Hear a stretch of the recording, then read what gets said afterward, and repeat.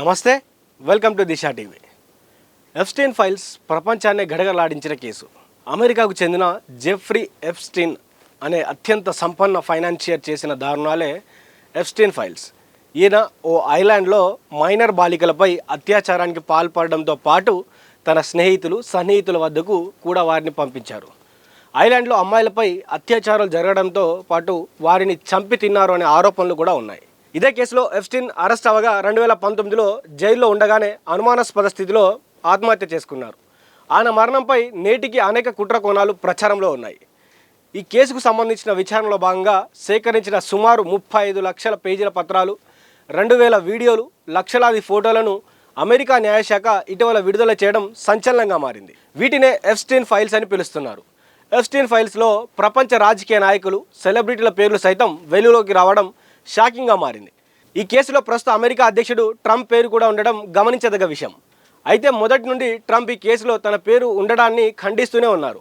తనకు ఎప్స్టీన్తో సంబంధం ఉందని, బిజినెస్ విషయంలో మాత్రమే ఆయనను కలిశానని చెప్పాడు. కానీ ఎప్స్టీన్ ఫైల్స్తో తనకు ఎలాంటి సంబంధం లేదని చెప్పుకొస్తున్నాడు. అయినప్పటికీ ఎప్స్టీన్ ఫైల్స్లో ట్రంప్ హస్తం ఉందని ప్రపంచవ్యాప్తంగా ఆయనపై విమర్శలు వస్తున్నాయి. అయితే సరిగ్గా ఎప్స్టీన్ ఫైల్స్ వ్యవహారం ప్రపంచవ్యాప్తంగా చర్చ జరుగుతున్న వేళ ఇరాన్ అమెరికా యుద్ధం మొదలైంది. దీంతో అంతర్జాతీయంగా పలు అనుమానాలు వ్యక్తమవుతున్నాయి. ఎప్స్టీన్ ఫైల్స్ వ్యవహారం నుండి మీడియా దృష్టిని మళ్లించడానికి పలువురు విశ్లేషకులు, నెటిజన్లు ఇవన్నీ చేశారని కూడా అభిప్రాయపడతా ఉన్నారు. ఎప్స్టీన్ ఫైల్స్ ద్వారా తన వ్యక్తిగత ప్రతిష్టకు భంగం కలగకుండా ఉండటానికి అమెరికా ప్రజల మరియు ప్రపంచ మీడియా దృష్టిని మళ్లించేందుకు ట్రంప్ ఇరాన్పై యుద్ధానికి దిగారని ఆరోపిస్తున్నారు. దీన్నే రాజకీయ పరిభాషలో వాగ్ ద డాగ్ వ్యూహం అంటారని చెప్తున్నారు.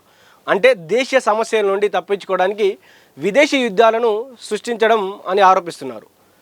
అంతేకాకుండా ఇప్పుడు యుద్ధం మొదలవడంతో ట్రంప్ ఎప్స్టీన్ ఫైల్స్ నుండి ప్రజలు మీడియా దృష్టిని పక్కదారి మళ్లించడంలో సక్సెస్ అయ్యారని చాలామంది అభిప్రాయపడతా ఉన్నారు. అయితే ట్రంప్ మద్దతుదారులు మాత్రం దీనిని వ్యతిరేకిస్తున్నారు. ఎప్స్టీన్ ఫైల్స్తో ట్రంప్కు ఎలాంటి సంబంధం లేదని వాదిస్తున్నారు. దీనికి సంబంధించి ఇప్పటివరకు ఎటువంటి అధికారిక ఆధారాలు లేవు. ఒక దేశం యుద్ధానికి వెళ్ళడం అనేది కేవలం ఒక వ్యక్తి నిర్ణయం మాత్రం కాదని, దానికి పెంటాగన్, కాంగ్రెస్ మరియు అనేక భద్రతా సంస్థల ఆమోదం అవసరమని అంటున్నారు. కేవలం వ్యక్తిగత ఫైల్స్ కోసం ఒక పెద్ద యుద్ధాన్ని ప్రారంభించడం సాధ్యం కాదని అభిప్రాయపడుతున్నారు. అయితే ఒక వ్యక్తే స్వయంగా యుద్ధంలో దిగాడనేది కూడా కరెక్ట్ కాదని కూడా అక్కడ ఉన్నటువంటి రాజకీయ విశ్లేషకులు చెప్తా ఉన్నారు. ఇంకోటి ఏంటంటే నిజంగానే ట్రంప్ ఈ విషయంలో సక్సెస్ అయ్యాడని చెప్పుకోవచ్చు. ఎందుకంటే ట్రంప్ అయినా చాలా పెద్ద ఎత్తున కూడా అక్కడ ఉన్నటువంటి రాజకీయ నాయకులు కావచ్చు, తనకు ఉన్నటువంటి అపోజిషన్ లీడర్స్ కావచ్చు, వాళ్ళందరూ కూడా ఎప్స్టీన్ ఫైల్స్ని చర్చకు తీసుకొస్తా ఉన్నారు.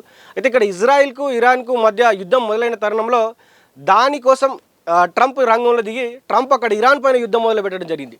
సో దీంతో పాటు ఎప్పుడైతే అమెరికా ఎంటర్ అయిందో యుద్ధంలో అప్పటికప్పుడు అక్కడ ఉన్నటువంటి రాజకీయ సమీకరణాలు మారిపోవడం జరిగింది. అమెరికా ప్రజలు కావచ్చు, అమెరికా మీడియా కావచ్చు, అటు ఇరాన్కి సంబంధించిన వాళ్ళు కావచ్చు, ఇజ్రాయెల్ సంబంధించినటువంటి వాళ్ళు కూడా మొత్తం వారిపైన ఫోకస్ పెట్టడం జరిగింది. ఇప్పటికిప్పుడు అసలు ఎప్స్టీన్ ఫైల్స్ అంటే కూడా చాలామంది మర్చిపోవడం జరిగింది. కానీ అక్కడ ఉన్నటువంటి ఏదైతే ఆ టైం పీరియడ్ ఒక నెల నడిచిందో ఆ టైం పీరియడ్లో మాత్రం ఒక్కొక్క వీడియో బయటికి రావడంతో చాలా పెద్ద ఎత్తున కూడా చర్చ మొదలైంది.